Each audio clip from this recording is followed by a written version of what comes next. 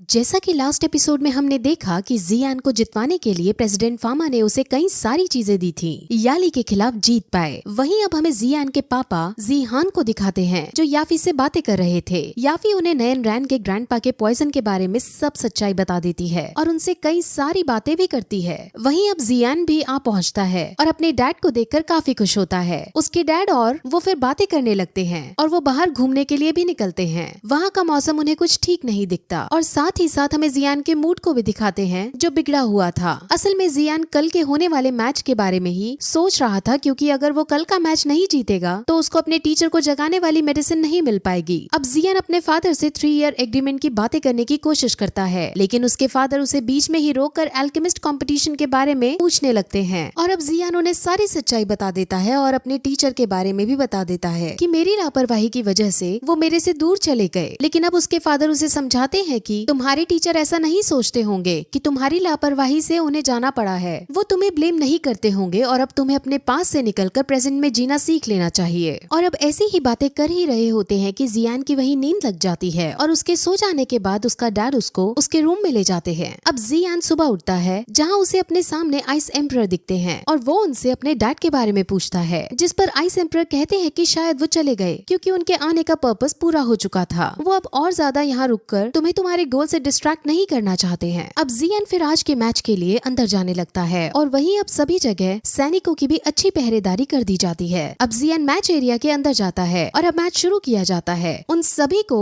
Rank 4 से ज्यादा बड़ी पिल को रिफाइन करना था और अब सब इस काम में लग जाते हैं। सब अपना अपना शाही फर्नेस निकालते हैं, लेकिन अब जियान की बारी आती है तो उसका फर्नेस एक पुराने और सिंपल सा फर्नेस होता है। ये देखकर मास्टर जी भी शॉक होते हैं और प्रेसिडेंट फामा से पूछते हैं कि क्या उन्होंने जियान को जिताने के लिए कोई बड़ी चीज नहीं दी है। जिस पर प्रेसिडेंट फामा कहते हैं कि जब कल मैंने जियान को बढ़िया इंग्रेडिएंट्स देने चाहे तब जियान ने साफ मना कर दिया और कहा कि वो अपने टीचर के दिए हुए सामान को ही यूज करेगा इस मैच को जीतने के लिए। अब फिर हमें जियान को दिखाते हैं जो उसी फर्नेस का यूज करके अपनी पिल बना रहा था। अब सभी अपनी अपनी पिल बनाने लगते हैं, लेकिन जियान अब फायर ऑफ 1000 वर्ल्ड्स का यूज करते हुए फर्नेस को जलाता है, जिससे सब बहुत शॉक होते हैं क्योंकि खुद प्रेसिडेंट फामा को ऐसी अद्भुत फ्लेम देखे हुए सालों हो गए थे। याली को ये सहन नहीं होता और वो भी अपनी जब फ्लेम प्रोड्यूस कर रही होती है तब वो साथ ही साथ अपना पॉइजन भी हर जगह छोड़ती जा रही होती है, जिससे पार्टिसिपेंट्स धीरे धीरे कमजोर होते जा रहे थे। लेकिन जियान फिर भी पिल को रिफाइन करने की भरपूर कोशिश कर रहा था। वहीं नयन रैन के ग्रैंडपा और नयन रैन भी आज यहाँ पर मौजूद थी और वो दोनों ही इस मैच को देख रहे थे। नयन रैन के ग्रैंडपा नयन रैन से बातें करते और उसमें वो उससे 3 ईयर एग्रीमेंट का पूछते हैं जो कुछ ही देर में बस आने ही वाली थी। असल में ग्रैंडपा चाहते थे कि नयन रैन जीते या हारे, लेकिन नयन रैन को जी परिवार से माफी मांगनी चाहिए क्योंकि नयन रैन की वजह से ही जी परिवार की काफी बदनामी हुई थी। लेकिन नयन रैन जी परिवार से माफी मांगने के मूड में बिल्कुल नहीं होती है और वो उनसे ऐसा करने से मना कर देती है। वहीं अब पार्टिसिपेंट्स जो मेडिसिन बना रहे थे उनमें से कईयों के फर्नेस से धुआं आने लगता है और सेम ऐसे जियान के साथ भी होता है। वहाँ पार्टिसिपेंट्स का सर भी घूमने लगा था और जब प्रेसिडेंट फामा स्पेशल साइट से उनको चेक करते हैं तो उन्हें समझ आ जाता है कि याली अपने चारों तरफ पॉइजन छोड़ रही है, जिससे सारे पार्टिसिपेंट्स कमजोर पड़ते जा रहे थे और उनके कमजोर होने से वो अपने फर्नेस में जलने वाली फ्लेम को कंट्रोल नहीं कर पा रहे थे। अब ये गाइडलाइंस के खिलाफ था, लेकिन प्रेसिडेंट फामा बीच में नहीं कूद सकते थे क्योंकि अगर वो बीच में कूदते तो याली अपना विक्टिम कार्ड खेलना शुरू कर देगी और हम उसे मैच के बाद नहीं मार पाएंगे। वहीं जियान फिर भी अपनी हिम्मत नहीं हारता और फिर से कोशिश करता है, लेकिन याली अपना पॉइजन का लेवल बहुत ज्यादा बढ़ा देती है, जिससे जियान अब बहुत कमजोर होने लगता है। उसका खुद का भी पॉइजन उस पर हावी होने लगता है। लेकिन तभी वो अपने फादर को वहाँ देखता है जो उसके लिए परेशान हो रहे थे। वो कल की बातचीत को याद करता है जिसमें उन्होंने जियान को बहुत मोटिवेट किया था। अब वो उनके बारे में सोचता है और उसे हिम्मत मिलती है, जिससे फिर से वो अपनी एनर्जी गेन करके सबसे पहले अपनी सोल पावर का यूज करते हुए एक शील्ड क्रिएट करता है और फिर अपनी पिल बनाने में जुट जाता है। वहीं प्रेसिडेंट फामा और बाकी सब उसकी इस एबिलिटी को देखकर बहुत खुश थे और ऐसी दुआ कर रहे थे कि जियान ही जीते। जियान के मास्टर ने जियान के लिए उसकी ब्लैक रिंग के अंदर अपने कुछ पार्ट्स छोड़ दी थी और जियान अब उन सब का यूज करते हुए याली से भी अच्छा ऑरा क्रिएट करके अपनी पिल को रिफाइन करने लगता है। अब उसके अंदर से इतना ज्यादा ऑरा निकलने लगता है कि आसपास बर्फ भी पड़ने लगती है। याली को ये बिल्कुल बर्दाश्त नहीं होता और वो अब अपने फुल पोटेंशियल का यूज करते हुए अपने पॉइजन को फैलाने लगती है, जिससे अब सभी पार्टिसिपेंट्स डायरेक्ट रूप में उससे अफेक्टेड होने लगते हैं। लेकिन अब भी जियान अपनी मेडिसिन बनाने के काम जारी रखता है और अपनी पूरी ताकत लगा देता है, लेकिन इस पूरी ताकत के लगाने से उसका फर्नेस टूट जाता है। अब सभी काफी दुखी हो जाते हैं और जियान भी दुखी होकर अपने टीचर के वो पल याद करता है जब उन्होंने उसे वो फर्नेस दिया था। उन्होंने उन्होंने जियान को फर्नेस देते वक्त ये बात कही थी कि बेशक ये फर्नेस पुराना है, लेकिन अगर तुमने पिल बनाने का काम करना है तो तुम फर्नेस का यूज किए बिना भी पिल बना सकते हो। अब ये वही घड़ी थी जब जियान को अपने टीचर की बात याद करके अपनी एनर्जी का फर्नेस क्रिएट करना था, और अब जियान ऐसा ही करता है। वो अपनी टीचर की छोड़ी हुई एनर्जी का यूज करके एक फर्नेस क्रिएट करता है और उसमें पिल बनाने लगता है। प्रेसिडेंट फार्मा उसके इस टैलेंट को देखकर बहुत शॉक होते हैं, क्योंकि उन्होंने कभी नहीं सोचा था कि जियान इस हद तक केपेबल है। अब इस बात से याली गुस्से में तिलमिला जाती है और वो अपना सारा पॉइजन जियान पर छोड़ने लगती है। लेकिन तभी अब वहाँ मास्टर लियू, राजकुमारी यानियर और बाकी पार्टिसिपेंट्स भी आ जाते हैं और सब के सब जियान के आसपास घेरा बनाकर अपनी सोल पावर की मदद से शील्ड बना लेते हैं और जियान को पॉइजन से बचाने की कोशिश करते हैं। और जियान उन सब की मदद से पिल को बना डालता है और अब जियान कंपटीशन जीत जाता है, जिससे सब बहुत खुश होते हैं और उसे वहाँ उछालने लगते हैं। वहीं नयन रैन भी उसकी जीत को देखकर काफी खुश होती है, लेकिन वो थोड़ी उदास भी थी, क्योंकि असल में जियान याफी और बाकी लड़कियों से तो अच्छे से बात करता था, लेकिन नयन रैन से वो कभी सीधे मुंह बात नहीं करता था।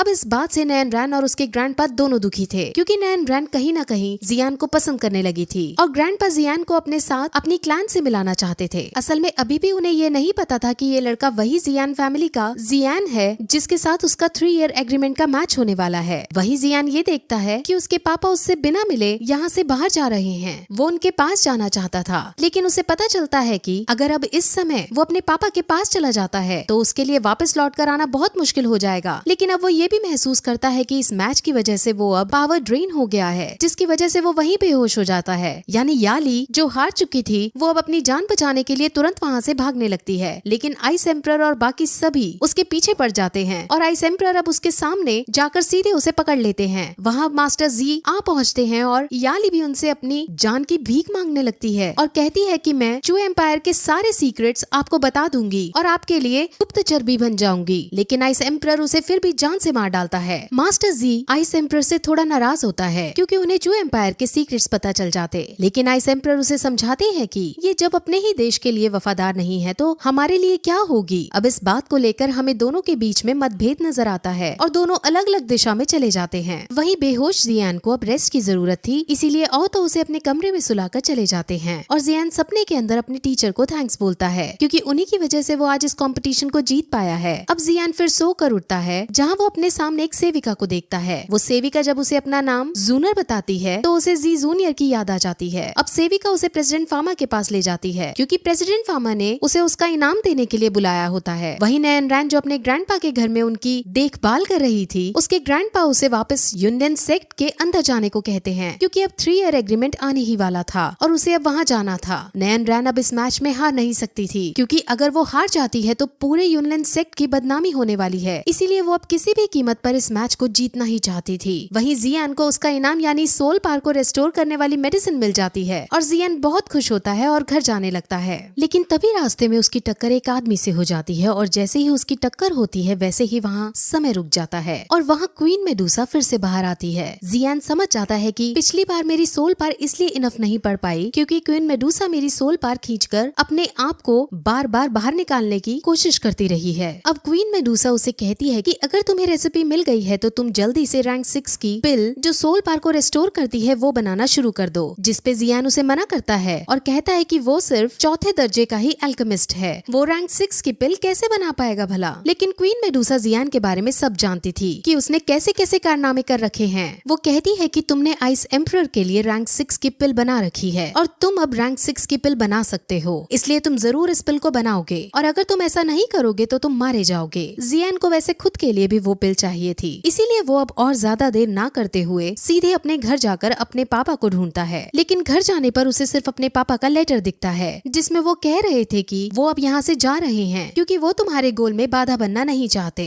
वो अपना उसे आशीर्वाद देते हैं और जियान बहुत खुश होता है। वहीं नयन रैन जो यूनियन सेक्ट में आ जाती है वो सेक्ट के एल्डर से मिलती है। एल्डर मतलब सेक्ट का राजा ही समझ लो आप अभी के लिए। वो नयन रैन से इस एग्रीमेंट के बारे में बात करता है और नयन रैन को ये पता चलता है कि एल्डर ने बाकी क्लैंस को भी न्योता दे दिया है इस मैच को देखने के लिए। अब नयन रैन को इससे बहुत बुरा लगता है क्योंकि ये उसका पर्सनल मैटर था, इसलिए वो पॉलिटिक्स करना नहीं चाहती थी, लेकिन अब वो एल्डर के खिलाफ भी नहीं जा सकती थी। एल्डर को असल में नयन रैन के ऊपर काफी विश्वास था कि वो जरूर जीतेगी, इसीलिए अपनी शक्ति को दिखाने के लिए उसने आसपास के सभी क्लैन को बुला लिया था। अब नयन रैन दुखी हो जाती है और अब अपने बचपन के बारे में सोचती है और अब हमें उसका बचपन दिखाते हैं। बचपन में भी नयन रैन बहुत शक्तिशाली थी और जब उसकी गली मोहल्ले के बच्चे उसे तंग किया करते थे तब वो अकेली ही बड़े बड़ों को धूल चटा देती थी। उसके ग्रैंडपा तो उसे बहुत प्यार करते थे। वो नैन रैन का एक अच्छा भविष्य चाहते थे। असल में नैन रैन के ग्रैंडपा और जियान के ग्रैंडपा काफी अच्छे दोस्त थे। उनकी दोस्ती के चलते उन दोनों ने साथ जीने मरने की कस्में भी खा रखी थी। वो दोनों एक ही शहर यानी जियामा एम्पायर में रहा करते थे। जियान और नैन रैन का जन्म एक ही दिन और एक ही समय पर हुआ था और तभी से दोनों परिवारों ने ये डिसाइड किया था कि बड़े होने पर वो दोनों दोस्ती के रिश्ते को संबंधी के रिश्ते में बदल देंगे, यानी वो नैन रैन की शादी जियान से करा देंगे। नैन रैन बचपन से ही बहुत नटखट लड़की थी और एक दिन जियान और उसके पिता नैन रैन के घर आते हैं, जहाँ पहली बार नैन रैन छोटे जियान को देखती है। हालांकि वो जियान को भी अपने नटखट स्वभाव की वजह से चिढ़ाती है, लेकिन जियान बहुत शक्तिशाली और शांत स्वभाव का बच्चा था। जियान बचपन में बहुत ज्यादा होशियार था और उसे लोग जीनियस भी कहा करते थे। उसके चर्चे शहरों शहरों तक घूमा करते थे और जियान बहुत हैंडसम भी था। वही नैन रैन के ग्रैंडपा अब नैन रैन के भविष्य के बारे में सोचते हैं और वो ये डिसाइड करते हैं कि नैन रैन को यूनसेक्ट एकेडमी भेजा जाए, क्योंकि वहाँ उसको डिसिप्लिन सिखाएंगे और वो अपने डॉकी को इंक्रीज कर पाएगी। ग्रैंडपा नैन रैन को बहुत प्यार करते थे और वो उनकी दुलारी पोती थी, लेकिन अब वो उनसे दूर जा रही थी, जिस वजह से उनको बहुत ज्यादा दुख होता है। अब नैन रैन अपने ग्रैंडपा से आकर मिलती है और वो उनसे उस लड़के के बारे में पूछती है जो आज उसके घर पर आए थे। उसके ग्रैंडपा उसे बताते हैं कि वो लड़का जियान था और जब तुम बड़ी हो जाओगी तब उसकी शादी तुमसे होगी। नैन रैन को शादी का मतलब नहीं पता था, इसीलिए वो ज्यादा रिएक्ट नहीं करती। अब नैन रैन यूनसेक्ट एकेडमी के अंदर जाती है, जहाँ उसकी मुलाकात उसके टीचर यानी यूजी से होती है। यूजी यूनसेक्ट एकेडमी के मास्टर थी और वो यहाँ सभी को ट्रेन करती थी। नैन रैन यूजी से काफी ज्यादा इम्प्रेस हो जाती है और क्योंकि वो बहुत ज्यादा सुंदर और बहुत ज्यादा स्ट्रॉन्ग भी थी, अब नैन रैन का भी मन यूजी की तरह ही बनने का था और वो उसी की तरह बनने के लिए हर संभव कोशिश करने का डिसाइड कर लेती है। अब यूजी सबके सामने उनको एक टेस्ट क्वालिफाई करने को कहती है। वो पहले उन्हें सन क्लाउड फॉर्मेशन का यूज करके शील्ड बनाना सिखाती है और फिर सबके सामने एक क्लाउड बीस्ट को छोड़ देती है और सबसे इस बीस्ट से डिफेंस करने को कहती है। सब लोग अपनी डॉकी पार यूज करते हुए शील्ड बनाकर बचने लगते हैं, लेकिन उनकी शील्ड कमजोर पड़ रही थी। वही नैन रैन भी भाग भाग कर उछल कर बीस्ट से बचने की कोशिश कर रही थी। वही अब उसके बाकी साथी डिफेंस करने में असमर्थ हो रहे थे और अब नैन रैन को भी समझ नहीं आ रहा था कि उसे क्या करना चाहिए, लेकिन वो हिम्मत ना हारते हुए टीचर के सिखाए हुए फॉर्मेशन को याद करती है और वो खुद के लिए एक शील्ड बनाती है, जिससे अब वो डिफेंस कर पाने लगती है। लेकिन अब तभी वो देखती है कि वो बीस्ट एक आदमी पर अटैक करने वाला है और इसीलिए तभी नैन रैन तुरंत उसको बचाने भागती है और उस मॉन्स्टर पर अटैक कर देती है। इससे मॉन्स्टर तो नीचे गिरने लगता है, लेकिन नैन रैन भी अब खाई से नीचे गिरने लगती है। लेकिन अब तभी यूजी वहाँ आकर उसे बचा लेती है और अब वो नैन रैन से काफी इम्प्रेस हो जाती है। वो नैन रैन को अपना डिसाइपल बना लेती है और उसकी ट्रेनिंग शुरू कर देती है। नैन रैन ट्रेनिंग में भी अच्छा प्रदर्शन देती है और यूजी भी उसे कई अच्छी और ताकतवर स्किल सिखाती है और अब ऐसा करते करते नैन रैन बड़ी हो जाती है और अब वो बाकी स्टूडेंट्स को भी सिखाने लग जाती है। वहाँ उसका एक स्टूडेंट उसके पास जाता है और उसे जियान के बारे में पूछता है। अब इतने साल बाद तो नैन रैन को ये याद तक नहीं था कि आखिर जियान कौन है। अब वही नैन रैन के पास मास्टर लियो आता है जो नैन रैन को गुहे की दी हुई पिल देता है। मिस्टर लियो नैन रैन को पसंद करता है, लेकिन नैन रैन को ये बात पता नहीं है। अब नैन रैन सीधे लाइफ एंड डेथ के गेट के पास जाने का डिसाइड करती है। असल में नैन रैन अपनी टीचर की तरह यूनलैंड सेक्ट के अंदर यंग मास्टर बनना चाहती है और उसके लिए उसे अपने आप को साबित करना होगा और साबित करने के लिए उसे लाइफ एंड डेथ की चुनौती का सामना करना होगा। असल में लाइफ एंड डेथ का एक ऐसा गेट है जिसके अंदर जाने पर अगर वो गेट उसको एक्सेप्ट कर लेगा तो वो काबिल वॉरियर मानी जाएगी। अब नैन रैन वही जाती है और खुद को टेस्ट करती है। उसको ऐसा करते वक्त बहुत दर्द हो रहा था और तभी वहाँ यूजी भी आ जाती है जो उसे यहाँ से निकलने को कहती है, लेकिन नैन रैन मना कर देती है और कहती है कि अब मैं अपने आप को साबित करके दिखाऊंगी और तभी लाइफ एंड डेथ भी उसको एक्सेप्ट कर लेता है और वो इसको क्लियर कर जाती है, यानी अब वो यंग मास्टर बन सकती थी। उसकी टीचर उसके लिए बहुत खुश होती है। अब यूनसेक्ट का मास्टर बनने के लिए कुछ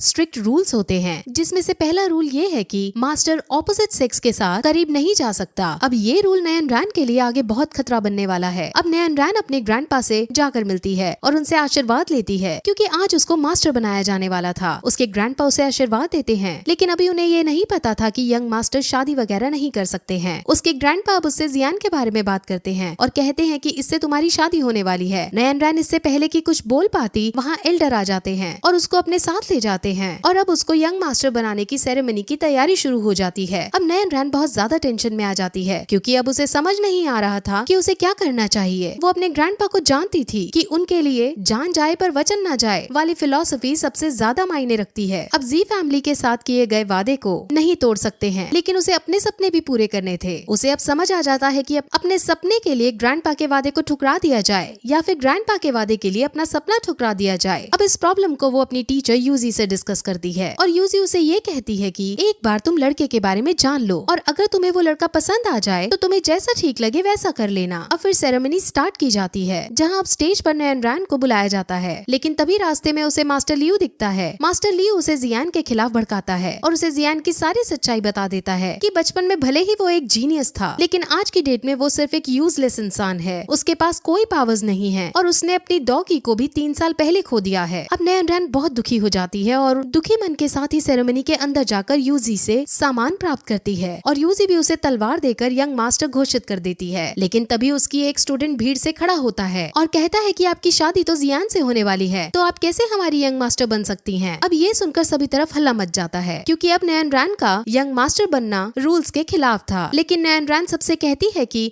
वो शादी मैंने अप्रूव नहीं की है, मेरे ग्रैंडपा ने मेरे बर्थ के साथ ये रिश्ता तय कर दिया था और इसमें मेरी सहमति नहीं ली गई थी, जिस वजह से ये बात अब कोई मायने नहीं रखती। ये सुनकर भीड़ बहुत खुश हो जाती है, लेकिन वहाँ बैठे उसके ग्रैंडपा उसकी इस हरकत पर बहुत गुस्सा करते हैं और वो सीधे वहाँ से उठकर चले जाते हैं। अब नयन रैन भी उनसे मिलने वापस घर आती है और नयन रैन उनसे दुखी होकर कहती है कि मैं इस शादी को नहीं कर सकती। ग्रैंडपा भी बहुत चिंतित हो जाते हैं और कहते हैं कि हम इसका कोई ना कोई सोल्यूशन तो निकाल ही लेंगे, लेकिन नयन रैन कहती है कि अब हम इस मोड़ पर आ गए हैं कि इसका कोई सोल्यूशन नहीं निकाला जा सकता है। अब उन दोनों में बहस हो जाती है और ग्रैंडपा गुस्से में आकर अपनी उस पोती को, जिसको उन्होंने बहुत ज्यादा चाहा था, उसको एक थप्पड़ मार देते हैं। नयन रैन अब रोते रोते वहाँ से ये कहकर चली जाती है कि आप मुझसे सिर्फ प्यार करने का दिखावा करते हो। अब नयन रैन गुस्से में अपने बॉडीगार्ड्स को लेकर सीधे जी फैमिली के पास जाने लगती है। वहीं जी फैमिली के अंदर सभी लोग जियान को परेशान और मजाक बना रहे थे क्योंकि जियान अब एक यूजलेस इंसान था। उसके पिता और जी जूनियर को छोड़कर उसकी कोई इज्जत नहीं करता था, जिससे उसके पिता को और जियान को खुद काफी बुरा लगता था। वहीं अब सब अपनी अपनी जगह पर बैठे ही होते हैं कि तभी वहाँ नयन रैन आ पहुँचती है और वो उन सबके सामने अपना प्रस्ताव रखती है। वो अब ये शादी तोड़ने के लिए कह देती है और अपनी प्रॉब्लम भी बता देती है कि यंग मास्टर बनने के लिए उसे शादी तोड़नी ही पड़ेगी। अब ये सुनकर बाकी सब समझ जाते हैं कि नयन रैन इसलिए शादी तोड़ रही है कि जियान जैसे कचरे से इतनी बड़ी क्लैन की लड़की शादी नहीं करना चाहती। अब जियान को नयन रैन की बात सुनकर काफी गुस्सा आता है और वो फ्यूरियस टाइगर में भी तब्दील होने लगता है, लेकिन वो खुद को कंट्रोल करता है। नयन रैन उन्हें मुआवजे के रूप में की पिल देने को भी रेडी हो जाती है, लेकिन अब भी इससे जो बदनामी जी फैमिली को हुई थी वो तो पूरी नहीं हो सकती थी। अब जियान जब अपने पापा को दुखी देखता है तो उसे बहुत ज्यादा गुस्सा आ जाता है। वो तुरंत उठकर नयन रैन से कहता है कि ये शादी नहीं टूट सकती क्योंकि एक बार जो वादा हो चुका है वो तोड़ा नहीं जा सकता। अब नयन रैन भी खुले तरीके से जियान की बेइज्जती करने लगती है और कहती है कि मैं तुम जैसे लड़के से बिल्कुल शादी नहीं कर सकती। अब फिर उनमें बहस बढ़ने लगती है और एट लास्ट ये डिसाइड किया जाता है कि जियान 3 साल बाद नयन रैन से आकर लड़ाई करेगा और अगर उस लड़ाई में जियान हारा तो उससे शादी करने का ख्वाब त्यागना होगा और जियान जीता तो नयन रैन उसकी दासी बनकर रहेगी। अब कहानी फिर से प्रेजेंट में आती है जहाँ जियान रैंक 6 की पिल बनाने लगता है, लेकिन इसको बनाते वक्त वो बहुत ज्यादा एनर्जी का यूज करता है, जिस वजह से अब उसका लेवल भी बढ़ जाता है और वो अब दोषी लेवल पर पहुंच जाता है, यानी बहुत ज्यादा शक्तिशाली हो जाता है। अब वो घर से बाहर निकलता है जहाँ आइस एम्परर उसकी बड़ी हुई लेवल को देखकर खुश होते हैं और कहते हैं कि तुम इस पावर को डिजर्व भी करते हो, यानी तुम्हारी मेहनत इस सब का हकदार है। अब जी जूनियर से मिलने जाता है जहाँ वो उसके इन सब एहसानों के लिए थैंक्स बोलता है और अब वो दोनों नयन रैन के बारे में बात करते हैं और इन 3 सालों की जो जर्नी रही उसकी इस बारे में डिस्कशन करते हैं, जहाँ जियान बताता है कि उसने इन 3 सालों में बहुत कुछ सीखा है। वो अलग अलग लोगों से मिला, अलग अलग चीजों को जाना और एक नया एक्सपीरियंस लिया और फिर वो अपने कपड़े उतार कर नए कपड़े पहनता है और वो एक वॉरियर के रूप में आकर अपनी असली पहचान के साथ घर से निकलता है। वो अब नयन रैन के पास उससे फाइट करने जाता है और वहाँ स्टेडियम के अंदर उसकी फाइट को देखने के लिए सारे क्लैंस भी आए थे और आज अब उसकी 3 साल की मेहनत का इम्तिहान होने वाला था।